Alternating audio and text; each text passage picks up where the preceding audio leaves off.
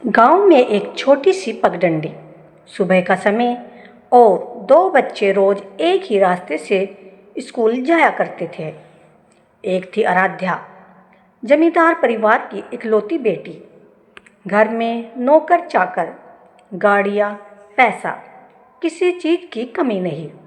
और दूसरा था विवान, एक साधारण परिवार का लड़का। उसके पिता गांव में छोटी सी किराने की दुकान चलाते, लेकिन दिल से दोनों एक जैसे थे। स्कूल जाते वक्त कभी बारिश में भीगना, कभी खेतों में भागना, कभी एक दूसरे की कॉपी छुपाकर लड़ना।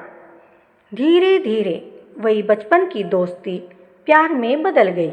समय बीतता गया।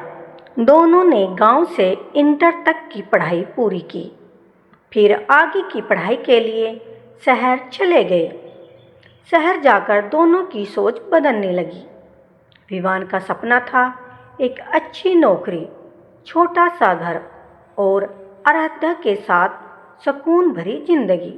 मैं अच्छी नौकरी, छोटा सा घर और तुम्हारे साथ सुकून भरी जिंदगी, ये सुनकर दिल खुश हो गया। हमेशा तुम्हारे साथ। लेकिन आराध्या के सपने बहुत बड़े थे। वो अक्सर कहा करती थी, मैं सिर्फ किसी की पत्नी बनकर नहीं रहना चाहती। मैं चाहती हूँ लोग मुझे मेरे नाम से पहचाने। मैं सिर्फ किसी की पत्नी बनकर नहीं रहना चाहती, मैं चाहती हूँ लोग मुझे मेरे नाम से पहचाने। उसे बिजनेस की दुनिया में बड़ा नाम कमाना था। कई बार विवान कहता, इतनी दौड़ भाग में कहीं हम एक दूसरे से दूर ना हो जाए। तो आराध्या हंसकर कहती, पागल, प्यार कभी दूर नहीं होता।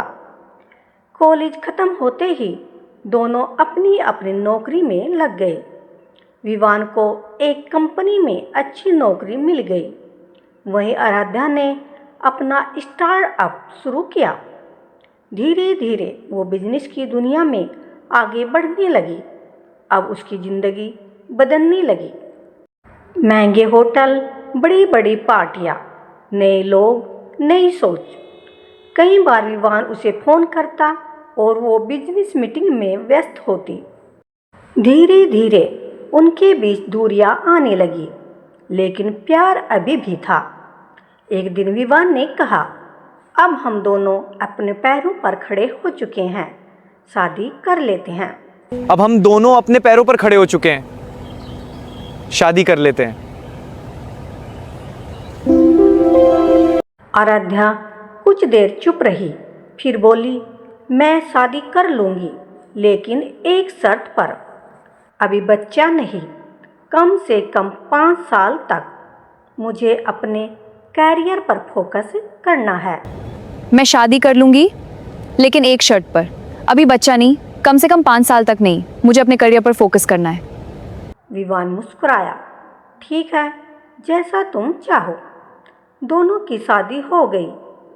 शुरू के कुछ महीने बहुत अच्छे बीते, लेकिन धीरे धीरे आराध्या फिर बिजनेस में डूबती चली गई। रात घर आना, कभी देर रात घर आना, कभी कई कई दिन बाहर रहना। विवान अकेला महसूस करने लगा। एक दिन अचानक आराध्या की तबीयत खराब हो गई। जब डॉक्टर ने रिपोर्ट देखी तो मुस्कुराकर कहा, कॉन्ग्रेचुलेशन, आप माँ बनने वाली है। ये सुनते ही विवान की आंखें चमक उठी, लेकिन आराध्या के चेहरे का रंग उड़ गया। घर लौटते ही वो गुस्से से बोली, ये बच्चा अभी नहीं हो सकता। विवान हैरान रह गया, लेकिन क्यों? ये बच्चा अभी नहीं हो सकता। लेकिन क्यों? क्योंकि मैं तैयार नहीं हूँ। क्योंकि अभी मेरा सबसे बड़ा प्रोजेक्ट चल रहा है, मैं इस समय मां नहीं बन सकती।